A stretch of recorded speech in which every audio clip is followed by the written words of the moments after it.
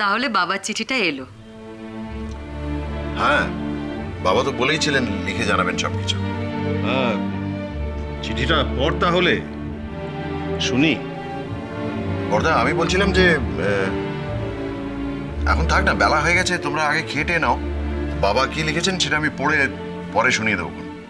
না না, তার দরকার নেই। চিঠির ওপরে তোর নাম আছে ঠিকই, কিন্তু ওই চিঠিতে তো আমাদের সকলের জন্যই বাবার একটা সুস্পষ্ট নির্দেশ আছে। তো সকলের সামনেই চিঠিটা পড়। দাদা থাক না, এখন এসব কিছু। না না, এত লুকোচুরির কি আছে? আমি তো বুঝতে পারছি না।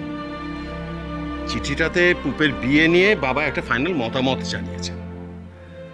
এমনিতেই নানা টালবাহানা চলছে, এতটা এগিয়েও বিয়েটা ঝুলে রয়েছে। আজ বাদে কাল লোকে নানা কথা বলবে, সেসব কি ভালো কথা? ঝঞ্ঝাট বাড়িয়ে লাভ কি? পড়।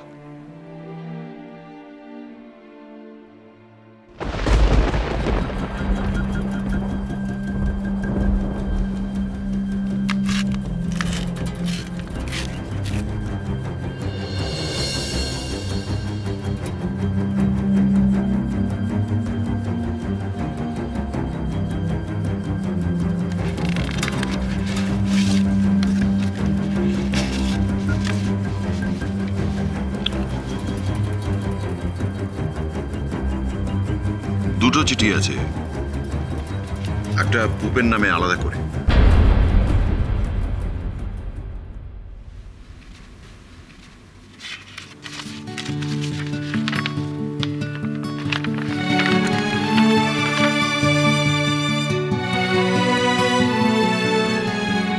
চিঠিটা পড়ছি, তাহলে শোনো। বিশ্রী কল্যাণ বরেশু, আশা করি সকলে কুশলে আছো। এখানে এসে থেকে নতুন দায়িত্বভার বুঝে নেওয়া ও নতুন পরিবেশে মানিয়ে নেওয়ার ব্যস্ততা চিঠি লিখতে কিঞ্চিত দেরি হয়ে গেল। পুপে দিদির বিয়ে সংক্রান্ত বিষয়ে বেশ কিছুদিন ধরেই নানা বাধা বিপত্তির সম্মুখীন হতে হয়েছিল, তাই সামান্য বিচলিত বোধ করছিল।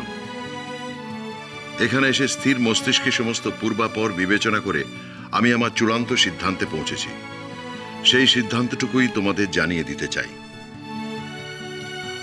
আমি চাই আগামী ফেব্রুয়ারি মাসের মধ্যে শ্রী প্রদ্যুম্ন লাহিড়ীর পুত্র কল্যাণীয় প্রদীপ্তর সঙ্গে যেন পুপে দিদির বিয়ে সুসম্পন্ন হয়।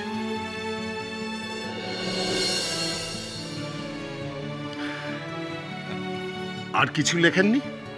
হ্যাঁ, আরো লিখেছেন। এ ব্যাপারে আর কোন রকম অনিশ্চয়তা বা বিলম্ব যাতে না ঘটে সে দায়িত্ব আমি নিখিল, বিনু, ছোটন সকলের উপরেই দিয়ে নিশ্চিন্ত হতে চাই। বিয়ের আগের আশীর্বাদ ইত্যাদি অনুষ্ঠান যত তাড়াতাড়ি সম্পন্ন করা যায় ততই মঙ্গল। প্রদ্যুম্ন বাবুদের প্রথা মতো, অর্থাৎ হিন্দু প্রথা অনুসারে যদি বিয়ে হয় আমার কোনো আপত্তি হবে না। তোমরা পাত্রপক্ষের সঙ্গে আলোচনা করে দিনক্ষণ স্থির করে আমাকে জানাও। আমি বিয়েতে উপস্থিত থেকে নিজে কন্যা সম্প্রদানের দায়িত্বটি নিতে চাই।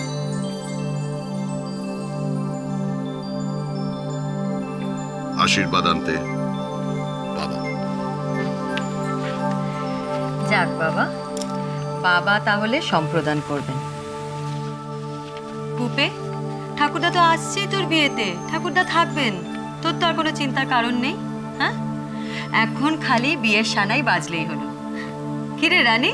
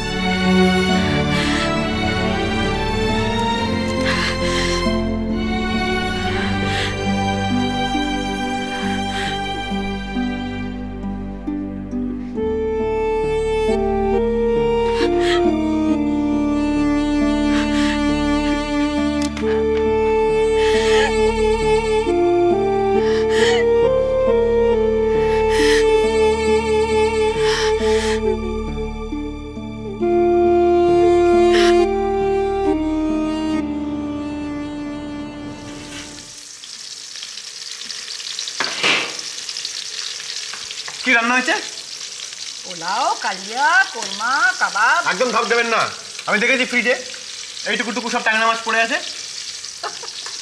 বুঝলি তো ঝিনু, এতদিন শুধু টিকুদের বাড়ির বেড়ালটার জ্বালায় মাছ লুকিয়ে রাখতে হতো, এখন বেড়ালি যদি ফ্রিজ খুলতে শিখে যায় তাহলে তো। আমি এবার থেকে ওকে ভোম্বল না ডেকে হুলো বলে ডাকো। সে সুচরিতা গোড়াকে যা ইচ্ছে করে ডাকতে পারে, আপনার হয়তো ফুট কাটা কিছু হয়নি। হ্যাঁ, কিন্তু দিদিটা আপনি বলেছিলেন দই মাছ করবেন। আরে বাবা, নিজেই তো বললে ফ্রিজে ট্যাংরা মাছ ছাড়া কিছু নেই, কাটাপোনা ছাড়া দই মাছ হবে নাকি? ঠিক আছে, কালকে আমি বাজারে যাবো, বেশ ওই কাটাপোনা নিয়ে আসবো, ভেটকি নিয়ে আসবো। ভেটকি মাছের পাতুরি করবেন, বুঝেছেন? নারকল ফারকল দিয়ে, কলা পাতা দিয়ে মুড়ে সুড়ে একদম। এই শোনো, তোমার এইসব ন্যাকামি এখানে চলবে না, বুঝলে তো? এসব আবদার করতে হলে যাও তোমার বউয়ের কাছে যাও। আরে দেখ, জল খা, জল খা, জল খা। তুই ঝিনু, কেন? আমি আবার কি করলাম? তোমার নাতি লায়ক হয়েছে, তার বিয়ে দেবে না? ওদিকে তো কেসটা পুরো জমে ক্ষীর। এই ব্যাপারটা কি বলুন তো? এসব কি বলে বউ শ্বশুর এসব কি আরম্ভ করেছে আমার কানের কাছে লোকে? ওরে বাবা, সেসব পরে বুঝিয়ে দেবো, যাও তখন জানতে যাও, যাও। সবজি কাটছি।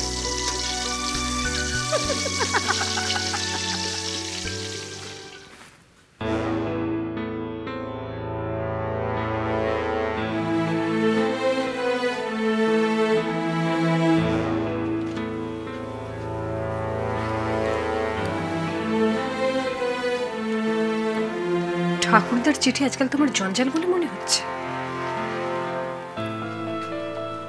খুলে একবার পড়ার প্রয়োজন বোধ করনি? এত উন্নতি হয়েছে তোমার, তোমার কিসের এত অহংকার পুপে? এত কিসের অশ্রদ্ধা? আমি জানি ওই চিঠিতে কি লেখা আছে। তুমি যদি না জেনে থাকো খুলে পড়ে নাও। অবশ্যই পড়বো। তোমার ঠাকুরদার চিঠি মুখ বন্ধ অবস্থায় মিনতি ঝেঁটিয়ে ফেলে দেবে সেটা ভাবার ধৃষ্টতা তোমার থাকতে পারে, আমার নেই।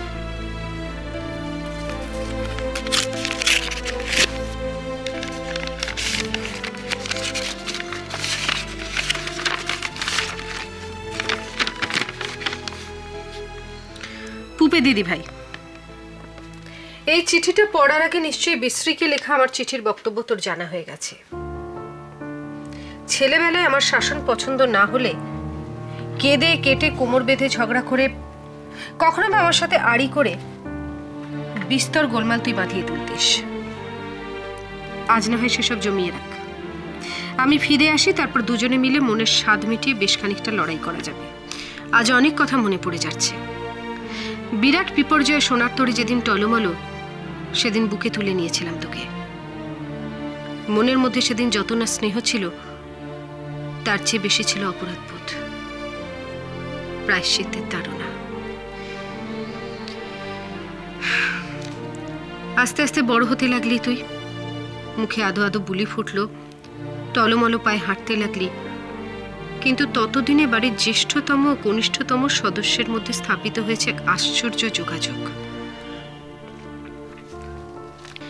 সেদিন থেকে আজ পর্যন্ত আমার সর্বোত্তম সুহৃদ, আমার একাকিত্বের সাথী, আমার সংকটকালের বন্ধু, আমার আনন্দের অংশীদার, সব আমার পুপে দিদি তুই। লোকে বলে তোর প্রতি আমার পক্ষপাতিত্ব আছে, আমি অস্বীকার করি না, তা আছে। আমি যে একাই তোর বাবা মা ঠাকুরদার সহপাঠী ও সখীর ভূমিকা পালন করে এসেছি। আমি নরম কাদার তালকে গড়ে পিঠে স্বপ্ন আর কল্পনাকে মিলিয়ে প্রাণপণে রূপ দিতে চেষ্টা করেছি। তুই যে সেই অর্থে আমারই সৃষ্টি, তোর প্রতি পক্ষপাতিত্ব আমার থাকবেই। আমি জানি সোনার তরীর আদর্শ যদি কেউ ধরে রাখতে পারে, সে কেবল তুই। গানের পারে